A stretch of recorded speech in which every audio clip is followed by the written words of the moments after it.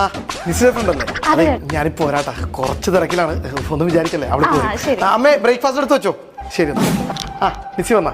അതെ, നിങ്ങൾ സംസാരിച്ചിരിക്കട്ടെ, ഞാനൊന്ന് ബ്രേക്ക്ഫാസ്റ്റ് കഴിക്കട്ടെ. ഒന്ന് അത്യാവശ്യമായിട്ട് പോകണം, ഒന്നും വിചാരിക്കല്ലേ, അത്യാവശ്യമായതുകൊണ്ടാ.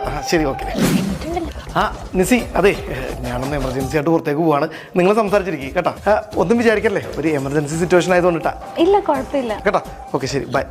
എന്നിട്ടെടി നിന്റെ ചേട്ടൻ ഞാൻ വിചാരിച്ച പോലെയല്ലോ, ഭയങ്കര തിരക്കാണല്ലോ. പുള്ളിക്ക് എന്താ വർക്ക്? നിനക്കറിയില്ലേ? അപ്പൊ ഇല്ല. വാ കാണിച്ചു തരാം. ഓ, അപ്പൊ ഇവിടെ അടുത്ത് തന്നെയാണോ കമ്പനി? അതെ അതെ, അത് കണ്ട.